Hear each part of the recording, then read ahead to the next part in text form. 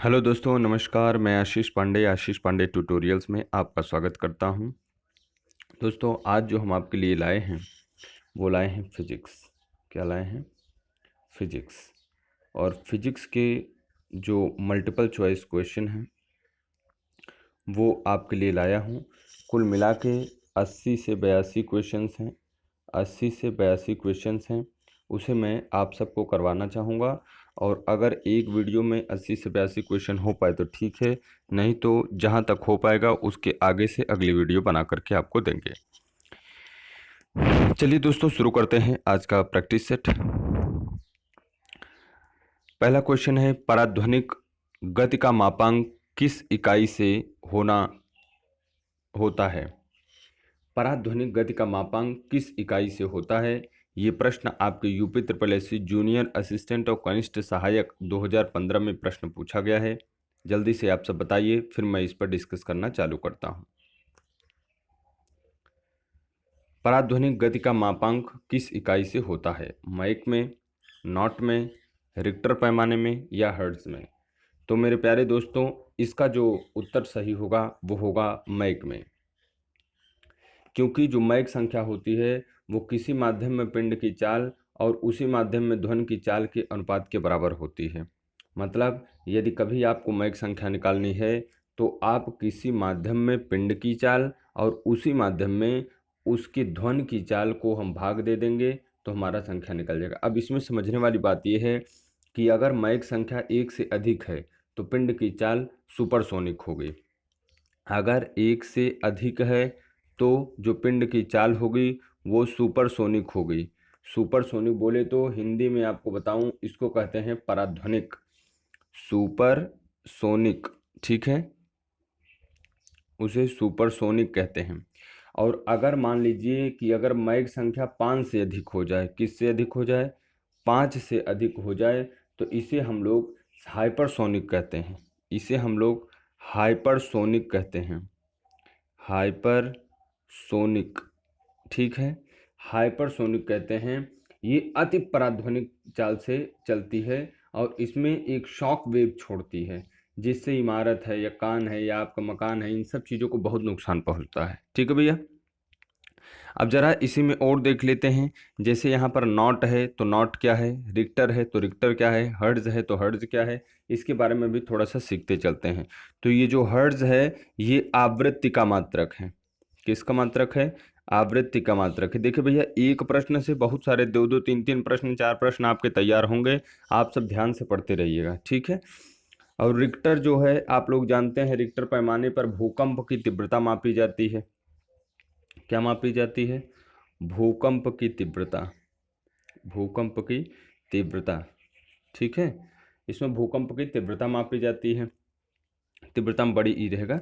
और नॉट जो है, ये अब मिटा दे रहा हूँ, ये सब चीज़ें मैं मिटा दे रहा हूँ। नॉट, ये जो नॉट है, ये नॉट क्या है, जरा इस पर विचार कर लिया जाए। नॉट, ये जो नॉट है ये भी चाल का ही मात्रक है। नॉट भी किसका मात्रक है? चाल का मात्रक है। लेकिन इस नॉट का प्रयोग हम लोग समुद्री मील को मापने में किया गया, समुद्री दूरी को मापने में किया जाता है। तो जो नॉट होता है वो एक समुद्र मील जो होता है, एक समुद्र मील अगर हम लोग देखें तो 1.852 1.852 किलोमीटर के बराबर होता है। 2 किलोमीटर के बराबर होता है ये जो एक नॉट होता है। तो ये एक समुद्र मील होता है ना, समुद्री मील, समुद्री मील। तो एक समुद्र मील जो होता है 1.852 किलोमीटर के बराबर होता है। तो मतलब 1 घंटा में अगर इतनी दूरी चली जाती है तो उसी को हम लोग नाट कहते हैं। उसी को हम लोग क्या कहेंगे? नाट। तो नाट भी किसका मात्रक है भैया? चाल का मात्रक है। ठीक भैया, चलिए अगला प्रश्न देखते हैं। अगला प्रश्न है, किसी बस की चाल बढ़ाने से, किसी बस की चाल बढ़ाने पर ही रोशनी का बढ़ना यह किस स्थिति को दर्शाता है? ये तो आप सब लोग जानते हैं कि अगर चाल बढ़ा रहे हैं तो बैटरी की प्रकाश बढ़ जा रहा है, और अगर चाल कम हो रही है तो प्रकाश कम हो जा रहा है। इसका काम होता है बैटरी कमज़ोर है इसलिए। अगर बैटरी का जैसे देखिए जो जो मोटर बाइक वगैरह जो कार वगैरह की इन सब चीज़ों की होती है, बैटरी जो लगी होती है वो डायनमो से फिट होती है। डायनमो से फिट होती है। जब चाल बढ़ती है तो डायनमो तेजी से चलता है और बैटरी को पावर अधिक मिलता है, और बैटरी को पावर अधिक मिलता है तो ये पावर अधिक देता भी है, इसे तेज चलती है। जब गाड़ी धीरे चलती है तो बैटरी ये जो आपका डायनमो है वो धीरे धीरे चलना शुरू हो जाता है। अगर धीरे धीरे चलना शुरू होता है तो ये कम ऊर्जा दे पाता होगा, कम ऊर्जा दे पाता है तो ये बल्ब को भी कम ऊर्जा देते, इसलिए बल्ब धीरे धीरे चलता है। तो इसका मुख्य कारण क्या है? कमजोर बैटरी। ठीक है, चलिए अगला क्वेश्चन नंबर 3। क्वेश्चन नंबर 3 देखिए क्या है लिखा है, स्टीयरिंग में फ्री प्ले किस कारण आती है? स्टीयरिंग में फ्री प्ले किस कारण है? देखिए भैया ये एक गाड़ी की समस्या है, फ्री प्ले जो हो जाता है, हैंडलिया काटते रह जाएंगे लेकिन मुड़बे नहीं करेगी, ऐसी ऐसे समस्या आ जाती है। तो ये जो फ्री प्ले है वो स्टीयरिंग के ढीले होने के कारण होती है। काहे होती है भैया? स्टीयरिंग के ढीले होने के कारण होती है। ठीक है, इसमें क्या होता है ना, फ्री प्ले मतलब जितना स्टीयरिंग घुमाएंगे गाड़ी उतने में प्रभाव नहीं पड़ेगा, उस पर गाड़ी प्रभाव ही नहीं पड़ेगा। ऐसे ऐसे आप घुमाते रह गए, पता लगा मुड़बे नहीं की। ठीक है, चलिए अगला क्वेश्चन नंबर 4। क्वेश्चन नंबर 4 में लिखा गया है कि समान प्रावस्था में कंपायमान माध्यम के किन्हीं दो सबसे निकटतम कणों के बीच की दूरी होती है, क्या होती है?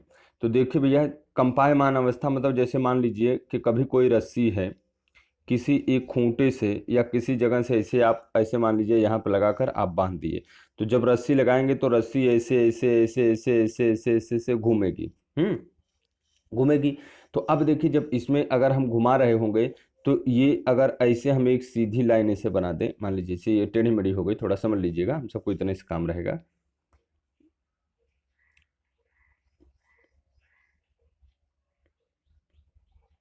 देखिए तो ये है। अब अगर इसे हम लोग देखें तो इसे हम लोग श्रृंग कहते हैं। इसे क्या कहते हैं? श्रृंग कहते हैं। इसे श्रृंग कहा जाता है। जो उठा हुआ भाग है उसे श्रृंग कहा जाता है, और ये जो नीचे भाग है इसे गर्त कहा जाता है। ठीक है, और इनके बीच की ये जो दूरी होती है, जो इनके बीच की ये दूरी होती है, ये जो इनके बीच की दूरी होती है, इसे हम लोग आयाम कहते हैं। क्या कहते हैं? आयाम कहते हैं ना भैया, आयाम कहते हैं। तो इसमें कह रहे हैं सबसे निकटतम कणों के बीच की दूरी, तो एक बार तो ये उठा, एक बार तो ये उठा, और एक बार तो ये उठा, तो इनके बीच की ये जो दूरी है इसी को पूछ रहे हैं आपसे। इनके बीच की ये जो दूरी है इसी दूरी के बारे में पूछ रहे हैं, और इसी दूरी को हम लोग तरंग दैर्ध्य कहते हैं। क्या कहते हैं? तरंग दैर्ध्य कहते हैं भैया, तरंग दैर्ध्य कहते हैं। इसे अगर फिजिक्स में देखा जाए तो एक सिंबल होता है लैम्डा, एक सिंबल होता है लैम्डा, इसी से इसको प्रदर्शित किया जाता है। तो आपका विकल्प सही होगा मेरे दोस्त, ए। विकल्प क्या सही होगा? ए। ठीक है, अगला प्रश्न। अगला प्रश्न है हमारा प्रश्न संख्या 5। कह रहा है यांत्रिक ऊर्जा को वैद्युत ऊर्जा में रूपांतरित करने के लिए का प्रयोग किया जाता है? तो यांत्रिक ऊर्जा हो जाए उसको वैद्युत ऊर्जा में परिवर्तन करने के लिए आपके जीवन में डायनमो का प्रयोग किया जाता है। किसका प्रयोग किया जाता है? डायनमो का। एक और होता है AC generator. AC generator, AC generator भी जो होता है वो भी इसी चीज में प्रयोग किया जाता है। कभी कभी एसी जनरेटर नाम लिख किया जाता है, चाहे डायनमो रहे चाहे एसी जनरेटर रहे। बात देखिए, अब देखिए थोड़ी सी बात और जान लेते हैं। ये जो डायनमो है ये किसके नियम पर काम करता है? कभी कभी पूछ लेता है डायनमो किसके नियम पर काम करता है। तो डायनमो की खोज करने वाले थे, डायनमो की खोज जो किया था वो किसने किया था भैया? माइकल फैराडे ने। किसने किया था? फैराडे ने। अब कैसे किया था? तो फैराडे ने एक नियम दिया था, फैराडे ने एक नियम दिया था, चुंबकीय प्रेरण का नियम। किसका नियम? चुंबकीय प्रेरण का नियम, चुंबकीय प्रेरण का सिद्धांत या नियम, चुंबकीय प्रेरण का सिद्धांत, यही उन्होंने दिया हुआ था। तो अब इससे 2-3 प्रश्न आपके तैयार हुए कि चुंबकीय प्रेरण का सिद्धांत किसने दिया? तो फैराडे ने दिया। डायनमो या एसी जनरेटर किसके सिद्धांत पर काम करता है? तो फैराडे के सिद्धांत पर काम करता है। फैराडे ने किस सिद्धांत का प्रतिपादन किया? तो आप कहेंगे चुंबकीय प्रेरणा के सिद्धांत का प्रतिपादन किया। ठीक है, अब बात आती है डायनेमो क्या करेगा, तो ये यांत्रिक ऊर्जा को विद्युत ऊर्जा में परिवर्तित कर देगा। ठीक है भैया, चलिए अगला प्रश्न समझ लीजिए। ये सब जो चीजें आपको बता रहा हूं वो एनटीपीसी, ग्रुप डी, आरआरबी की जितनी परीक्षाएं होने वाली हैं या एंट्रेंस की जितनी परीक्षाएं होने वाली है, जैसे बीएड एंट्रेंस वगैरह का बहुत बच्चे परीक्षा देने वाले हैं, ये सब परीक्षाएं जो भी देने वाले हैं, ये समझ लीजिए आपके लिए बहुत ही लाभकर होगा, बहुत ही बेनिफिट होगा। और यूपी ट्रिपल एससी वाले जैसे हो गए, यूपी ट्रिपल एससी वाले हो गए, यूपीपी वाले हो गए, यूपीएसआई वाले हो गए, इन सब के लिए ये चीज़ें बहुत ही उपयोगी हैं। इसलिए अगर आप चैनल पर नए हैं तो सब्सक्राइब कर लीजिए, सब्सक्राइब कर लीजिए। और अगर आपने चैनल को सब्सक्राइब किया है भैया तो लाइक कर दीजिए, शेयर कर दीजिए। ठीक है, चलिए अगले प्रश्न की तरफ हम लोग बढ़ते हैं।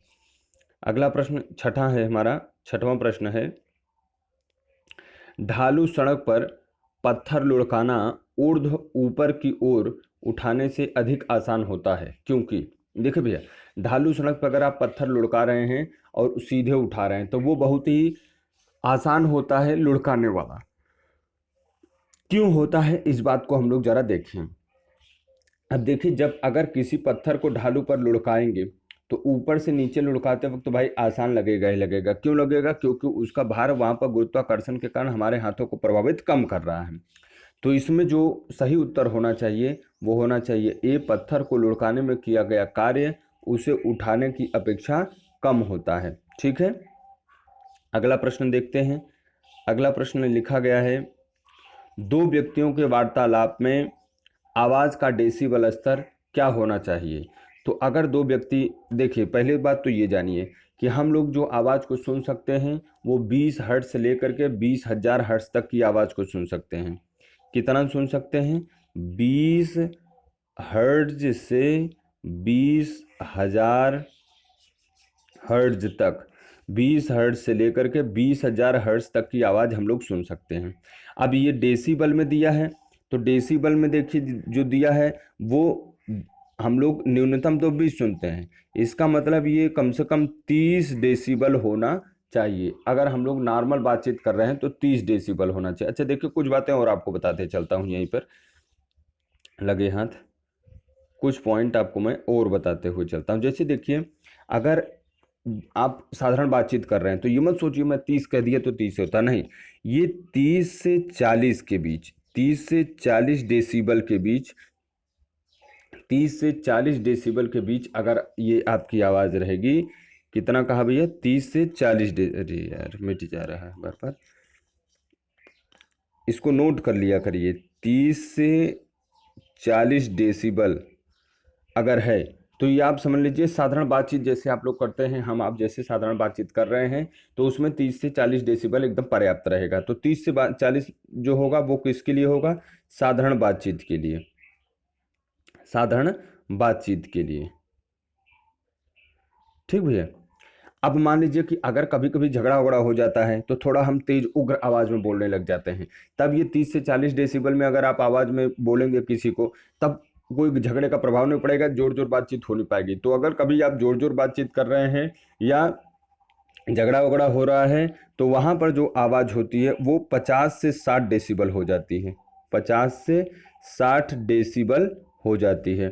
कब, मान लीजिए हम यहाँ पे क्या लिख दें, जोरदार आवाज में लिख दें, जोरदार आवाज, जैसे आपकी भैंस थोड़ा लेती है तब आप चिल्लाते हैं ना, अरे पप्पू, वही वाली जोर से अगर बातचीत कर रहे हैं जोरदार आवाज आ रही है तब आप लोग 50 से 60 डेसिबल में बात कर रहे हैं।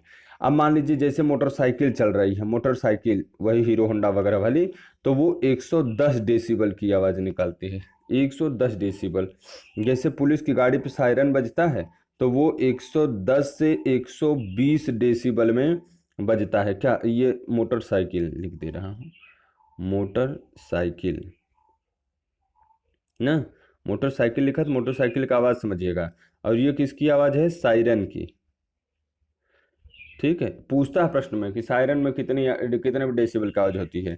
अब जैसे मान लीजिए कि 110 तक ये हो गया, अगर मान लीजिए कि कभी आपको ये जेट विमान जानते होंगे आप लोग। जेट विमान की जो होती है वो 140 से लेकर के 150 डेसिबल होती है। जेट विमान की, जेट विमान की, जेट विमान की जो होती है वो 140 डेसिबल से लेकर के 150 डेसिबल तक उसकी आवाज़ होती है। अब जैसे मान लीजिए एक मशीन गन होती है तो मशीन गन की 170 डेसिबल होती है। अगर मिसाइल उसाइल है तो 180 डेसिबल हो जाती है। ठीक है, ये बात को आप याद रखिएगा, इसका स्क्रीनशॉट ले लिया करिए। ठीक, आगे चलते हैं। अगले क्वेश्चन की तरफ लिखा गया है 1 लीटर पानी में कितनी कैलोरी होती है। भैया पानी में कोई कैलोरी वैलोरी नहीं होती है, पानी में कोई ऊर्जा नहीं होती। नहीं तो पूरे गरीब लोग जो कोरोना में बंद है वो पानी पी पी के जी लेते। तो इसमें कोई कैलोरी नहीं होती, इसमें कोई ऊर्जा नहीं होती है। चलिए अगला, निम्नलिखित में से किसमें सर्वाधिक ऊर्जा पाई जाती है। अब देखिए इसमें आपको कुछ चीजें जानना पड़ेगा। जैसे ही सर्वाधिक ऊर्जा वगैरह के बारे में जानना है तो एक चीज आप जान लीजिए, विबग्योर, विबग्योर ना, इसमें हम आपको समझा देते हैं। देखिए जैसे सबसे अधिक, इसमें पूछ रहा है सबसे अधिक ऊर्जा, सर्वाधिक ऊर्जा के बारे में आपसे पूछ रहे हैं, सर्वाधिक ऊर्जा के बारे में आपसे पूछ रहे हैं। तो जो सर्वाधिक ऊर्जा होता है वो भैया नीले रंग में होता है। वो सर्वाधिक ऊर्जा जो होता है वो नीले रंग में होता है। अब देखिए नीला प्रकाश में सबसे अधिक ऊर्जा होती है, जबकि लाल प्रकाश में सबसे कम ऊर्जा होती है ना। सबसे कम ऊर्जा लाल प्रकाश में होती है। अब देखिए इसको आप कैसे जानेंगे, तो जो ऊर्जा होता है उसका घटता हुआ क्रम लेफ्ट टू राइट होता है। मतलब सबसे अधिक ऊर्जा इसकी, उसके बाद इसकी, उसके बाद इसकी, उसके बाद इसकी, उसके बाद इसकी, उसके बाद इसकी, उसके बाद इसकी, मतलब सबसे कम ऊर्जा किसकी होती है, रेड की। तो अगर हम लोग इसे देखना चाहें तो सबसे अधिक ऊर्जा अगर आप लोग देखेंगे तो बैगनी, वायलेट सबसे अधिक ऊर्जा होती है, फिर आसमानी रंग की होती है, फिर नीले रंग की होती है, फिर हरे रंग की होती है, फिर पीले रंग की होती है, फिर नारंगी रंग की होती है, और सबसे कम ऊर्जा जो होती है बेचारे लाल रंग की होती है। तो इसको आप इधर ऐसे घटते हुए क्रम में ऐसे बना सकते हैं। ठीक, तो इसमें आपका विकल्प कौन सही हो जाएगा, 9 का बी वाला आंसर सही हो जाएगा। इसे आप याद रखेंगे, अगर इस वाली चीज को आप याद रखेंगे तो कभी भी ऊर्जा का घटते हुए क्रम को, घटता हुआ क्रम, घटता हुआ क्रम, इसे आप आराम से बता देंगे। ठीक, ऊर्जा का घटता क्रम ये है। चलिए भैया अब अगला लिखा है, दो कांच के गिलास एक दूसरे से एक के अंदर दूसरा चिपक जाते हैं, उन्हें कैसे अलग किया जाएगा। विकल्प में लिखा होगा अंदरूनी गिलास में पानी डालकर। भैया अगर अंदरूनी गिलास में पानी डाल देंगे ना कोई फायदा नहीं होगा, अंदर वाली गिलास गर्म होगी और उसके उष्मांतरण नहीं होगा, इससे कोई फर्क नहीं पड़ने वाला। ये वाली बात आपकी क्या है, गलत है। दूसरी, गिलासों को शीतल, अरे जब गिलासों को शीतल जल में डाल दोगे तो चपका तो है ये है, और चपक जाए कुछ नहीं होगा। बाहरी गिलास को गर्म पानी में डालकर जोरों से पीट कर, अरे जोरों से पीटोगे कब गिलास नहीं बचेगा भैया। तो सही ऑप्शन होगा आपके बाहरी गिलास को पानी में डालकर। बाहरी गिलास को जैसे ही पानी में डालेंगे गर्मी से कारण उष्मा का स्थानांतरण होगा, और जो ऐसे ऐसे आपकी सभी गिलासें रखी गई हैं उसमें से आराम से ये सब गिलास अलग हो जाएगी। ठीक है, क्वेश्चन संख्या 11 की तरफ बढ़ते हैं। क्वेश्चन नंबर 11 देखिए क्या कह रहा है भैया, निम्नलिखित में प्रकाश का कौन सा रंग शून्य या वायु के अतिरिक्त एक माध्यम में सबसे तेज गमन कर सकता है।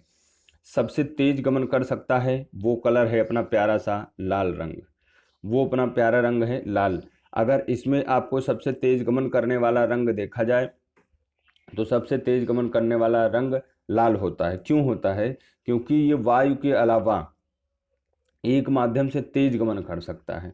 क्यों लाल क्या है, तो पहली बात तो रेड जो है वो प्राइमरी रंग है। अच्छा, प्राइमरी रंग क्या होता है, ऐसा रंग जिसे मिला करके नहीं बनाया जा सकता। ठीक है, तो लाल रंग जो है वो प्राथमिक रंग है। अब मान लीजिए वह अपने रंग में क्या करेगा, वो जब उसमें जाने लगेगा तो वो अपने रंग में उसे परावर्तित कर लेता है। जैसे लाल गुलाबी को, अगर मान लीजिए लाल गुलाबी को अगर सिर क्या कहते हैं हरे शीशे से देखेंगे तो वो काला काला दिखाई देता है। तो लाल रंग का वेग सबसे अधिक होता है। ठीक है, लाल रंग का वेग जो होता है वो सबसे अधिक होता है, और इसका अपवर्तनांक लेकिन सबसे कम होता है। इसका अपवर्तनांक सबसे कम होता है, इसीलिए देखिए सिग्नल वगैरह रेड रेड लगाए जाते हैं, है ना। तो और दूसरी बात, अगर मान लीजिए कभी लाल रंग का तरंग दैर्ध्य आपसे पूछ रहे हैं तो दो तीन बातें आप याद रखिए। इसकी लाल रंग की तरंग दैर्ध्य जो होती है वो 7500 एंगस्ट्राम होती है। और ये जो एंगस्ट्राम है ये क्या है, तरंग दैर्ध्य का मात्रक है। तरंग दैर्ध्य का क्या है, मात्रक है भैया। तरंग दैर्ध्य का मात्रक है एंगस्ट्राम। तो ये बातें आप याद रखिएगा। अब इसको अगर आपको याद रखनी है तो फिर विबग्योर में आइए, फिर विबग्योर में आइए, और जो क्रम हमने इधर से इधर बताया था ऊर्जा का, अब इधर से इधर चले जाइएगा घटते हुए क्रम, मतलब रेड, फिर ऑरेंज, फिर येलो, ऐसे इधर चले जाएंगे तो आपको ये किसका क्रम मिल जाएगा, गति का, है ना। गति का आपको क्रम मिल जाएगा। सबसे तेज गति किसकी है, आर की, फिर किसकी, ऑरेंज की, फिर किसकी, येलो की, ऐसे ऐसे इसकी गति हो जाएगी। ठीक भैया। चलिए अगले प्रश्न की तरफ बढ़ते हैं। क्वेश्चन नंबर 12, शुद्ध जल का अधिकतम घनत्व किस तापमान पर होता है।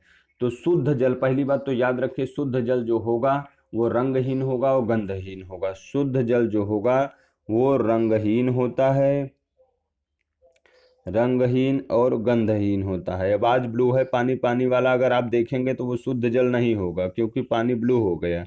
अब अगर ब्लू हो गया तो थोड़ी ही शुद्ध होगा वो, क्योंकि उसमें न तो रंग होना चाहिए और न तो कोई गंध होनी चाहिए। तब अगर रंगहीन और गंधहीन है तो वो जल जो होगा वो शुद्ध जल होगा। तो वो क्या होगा, शुद्ध जल होगा। दूसरी बात, अब जो शुद्ध जल होगा उसका जो घनत्व होगा वो 4 डिग्री सेंटीग्रेड पे, 4 डिग्री सेंटीग्रेड पे सबसे अधिकतम घनत्व होता है। और अगर 100 डिग्री सेंटीग्रेड कर देंगे, 100 डिग्री सेंटीग्रेड कर देंगे तो ये बॉईल होने लगेगा, मतलब उबलने लगेगा। उबलने का मतलब क्या है, जैसे आप गुड़ उड़ बनते समय देखते हैं ऊपर नीचे होता है, बलबलाता रहता है। तो अगर ये आप 100 डिग्री सेंटीग्रेड तक इसका टेम्परेचर कर देंगे तो ये बलबलाने लग जाएगा। ठीक है भैया। चलिए अगला प्रश्न, क्वेश्चन नंबर 13। क्वेश्चन नंबर 13 क्या है जरा समझिए। क्वेश्चन नंबर 13 क्या है जरा समझ लीजिए। इसको सवाल थोड़ा सा हल करना पड़ेगा, हल करके आपको समझाऊंगा। ठीक है। लिखा गया है, यदि एक गेंद भूमि से h मीटर की ऊंचाई से मुक्त रूप से गिरती है तो ठीक जमीन में लगने से पहले उसका वेग क्या होगा। अगर गुरुत्वीय त्वरण दिया है, जो जी का मान दिया है वो दिया है 10 मीटर पर सेकंड स्क्वायर के लिए। आइए समझते हैं, सवाल को हल करते हैं। देखिए भैया, एक गति का तृतीय समीकरण होता है, आप लोगों को याद होगा। गति का तृतीय समीकरण होता है वी स्क्वायर बराबर यू स्क्वायर प्लस 2as। तो यहाँ पर GH हम लोग रखेंगे, 2GH क्यों रखेंगे, क्योंकि हाइट दिया गया है और दूसरी गुरुत्वीय त्वरण का मान दिया गया है। ठीक है। तो 2as जो लिखते थे, यस क्या होती थी, डिस्टेंस होती थी, और ये क्या होता था, गुरुत्व त्वरण। तो यही पे मान हम लोगों ने लिख दिया। अब अगर मान लीजिए जैसे यहाँ से कोई चीज गिराई जा रही तो ऐसे ऐसे ऐसे गिरेगी, अगर वो फ्री फंड रूप से गिरेगी तो इसका जो u हो जाएगा वो 0 हो जाएगा, इसका u जो होगा वो क्या हो जाएगा, 0 हो जाएगा। तो यही फार्मूला अगर हम u बराबर यहाँ पे 0 रख देंगे तो ये बन जाएगा क्या, बी स्क्वायर बराबर 2GH बनेगा। तो अगर हम यहाँ से v का मान निकालें तो बनेगा क्या, √2GH बनेगा। अब यस तो एच ही है, अगर हम g का मान रख दें तो बनेगा 20 बराबर 10, यहाँ पे 10 रख देंगे तो 2 × 10 × h रख देंगे तो बना क्या भैया, 10 दूना 20, √20h। ये क्या बना हमारा, v का मान। तो यही आपसे पूछ रहे हैं कि v का मान क्या होगा, तो हो जाएगा क्या आपका 20h मीटर पर सेकंड। ठीक भैया। विकल्प सही हो जाएगा ए वाला ना, नहीं ए वाला नहीं, डी वाला सही हो जाएगा। ठीक। चलिए आगे लिखा है 14 नंबर, आकाश का रंग नीला क्यों दिखाई देने का कारण क्या है। आकाश का रंग नीला दिखाई देने का कारण क्या है। अब आप बताइए क्या है। देखिए, कोई रंग दिखाई देने का कारण होता है वो प्रकीर्णन। क्या होता है, प्रकीर्णन। किसी रंग का दिखाई देने का कारण है प्रकीर्णन।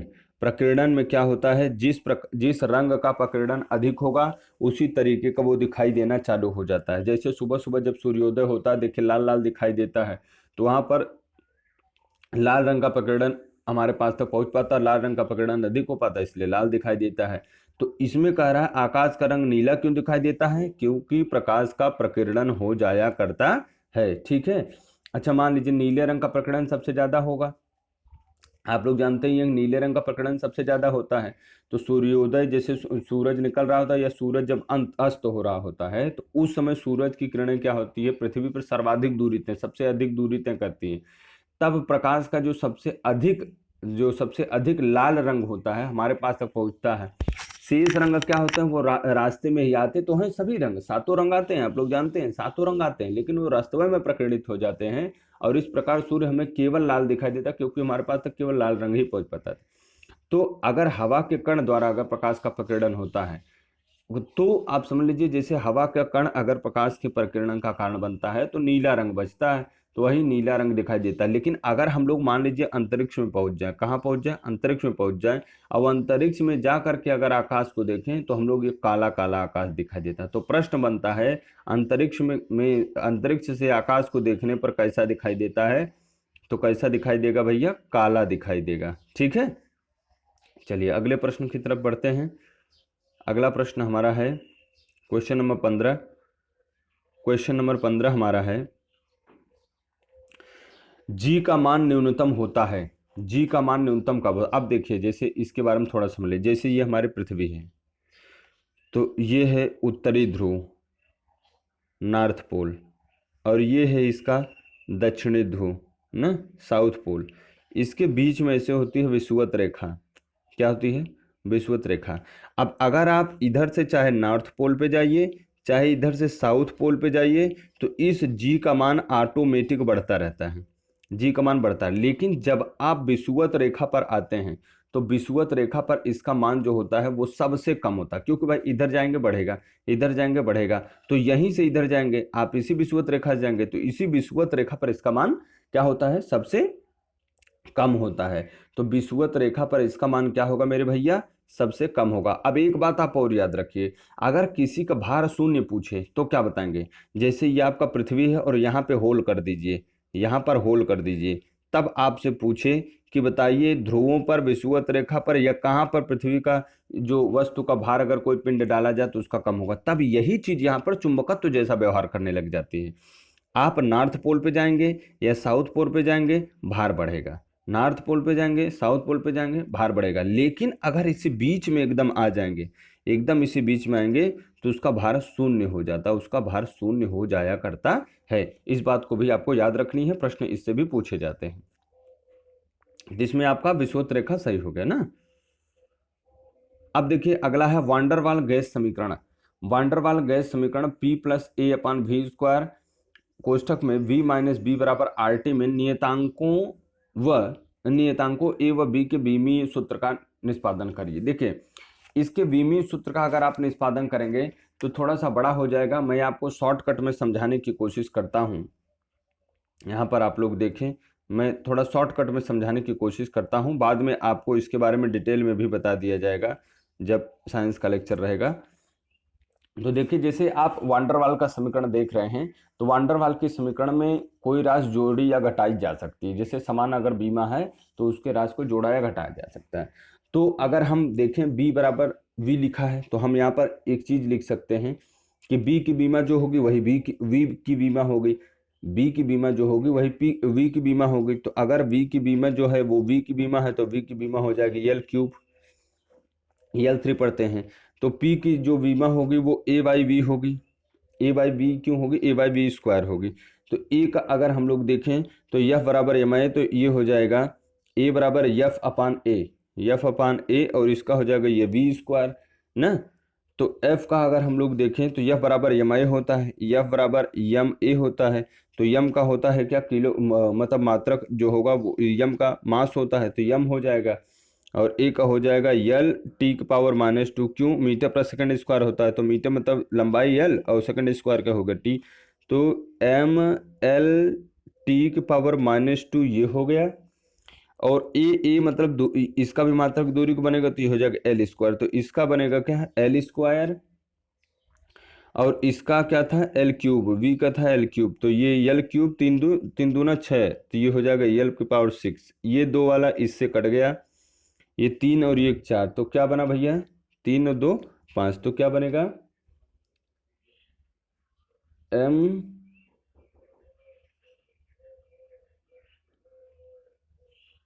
4 यहाँ से बचा, 1 यहाँ से, m l के पावर 5 और t के पावर -2। एक तो ये बन गया और दूसरा वाला v का हमारा बना ही था l³। तो जो हमारी विमाएँ बन के तैयार होंगी वो ये होंगी, ml के पावर 5 - 2, बी वाला ऑप्शन हमारा क्या हो जाएगा, सही हो जाएगा। ठीक है, अगला प्रश्न, अगले प्रश्न की तरफ चलते हैं। 20-20, 25-25 क्वेश्चन कराएंगे, आप ज़्यादा टेंशन न लेना, बहुत बड़ी वीडियो नहीं बनाएंगे। 17, डायनेमो की खोज किसने की थी? अभी हमने कुछ देर पहले ही बताई थी डायनेमो की खोज किसने की थी। डायनेमो किस सिद्धांत पर काम करता है, सब कुछ आपको बता चुका हूं, तो माइकल फैराडे होंगे। ठीक है,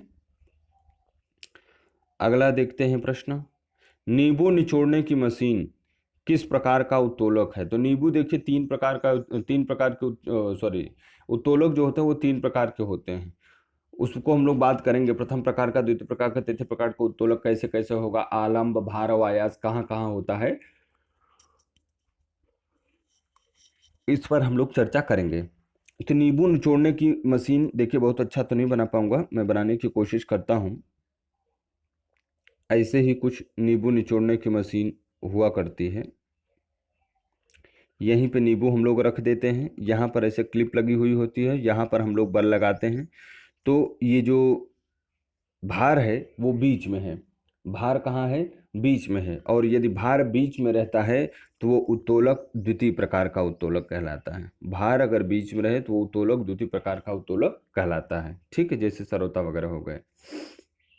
18 हो गया। 19 नंबर क्वेश्चन पे आइए, लिखा है किसका तरंग दैर्ध्य सबसे अधिक होता है?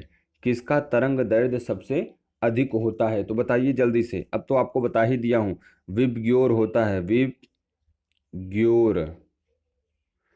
विबग्योर। और अभी आपको बताया था होता तो सबसे ज्यादा रेड वाले का है, सबसे ज्यादा किसका होता है, रेड वाले का, सबसे अधिक तो होता है रेड वाले का। लेकिन भाई रेड विकल्प में है नहीं, तो उसके बाद कौन आएगा, ऑरेंज आएगा। ऑरेंज आएगा तो ऑरेंज विकल्प में है, इसका मतलब विकल्प आपका सही होगा डी वाला। इसे आप रटे रहेंगे, समझ लीजिए आपका पूरा काम हो जाएगा मेरे दोस्तों। अगले क्वेश्चन की तरफ बढ़ते हैं, क्वेश्चन नंबर 20। क्वेश्चन नंबर 20 में देखिए क्या कह रहा है, अल्फा किरणें हैं। अल्फा किरण क्या होती है? तो अगर अल्फा किरण की हम बात करें तो अल्फा किरण जो होती है वो पहली बात तो क्या होती है, जैसे हम लोगों ने ऐसे सीखा है कि कुछ पॉजिटिव की तरफ झुक जाते हैं, कुछ नेगेटिव की तरफ झुक जाते हैं। जो नेगेटिव होगी वो पॉजिटिव की तरफ झुकेगी, जो पॉजिटिव होगी वो नेगेटिव की तरफ झुकेगी, ऐसी बातें हम लोगों ने सीखा है।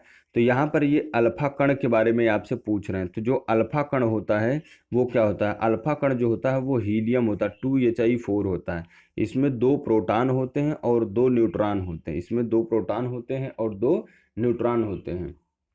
और सबसे अधिक आयनन क्षमता अगर कभी आपसे पूछ ले, सबसे अधिक आयनन क्षमता अगर कभी आपसे पूछ ले कि सबसे अधिक आयनन क्षमता किसकी होती है, सबसे अधिक आयनन क्षमता अगर आपसे पूछ ले तो भी अल्फा कण आप बताइएगा। सबसे अधिक आयनन क्षमता, सबसे अधिक आयनन क्षमता, सबसे अधिक आयनन क्षमता अगर किसी में है तो वो भी किस में है, अल्फा में ही है। ठीक है, अर्थात 2Hi4 में है। तो इसको ये पाया कहाँ जाता है, नाभिक में पाया जाता है। किसके नाभिक में पाया जाता है, तो आप जानते हैं ये हीलियम के नाभिक में पाया जाता है।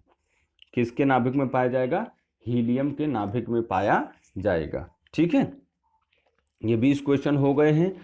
अब 20 क्वेश्चन आप तैयार रखना, अगले वीडियो में हम लोग अगले 20 क्वेश्चन पे चर्चा करेंगे। क्वेश्चन नंबर 21 से हम लोग आगे बढ़ाएंगे। तो आप लोग इसे खूब अच्छे से रिवाइज कर लेना, लाइक भी कर दिया करो और इसे शेयर जरूर कर दिया करिए। ठीक है, तो मैं आगे के आपको अगले 20 क्वेश्चन अगले दिन वाले प्रैक्टिस सेट में कराऊंगा। ठीक है बच्चों, चलिए आज के लिए यहीं तक रखते हैं। Bye bye, take care, see you.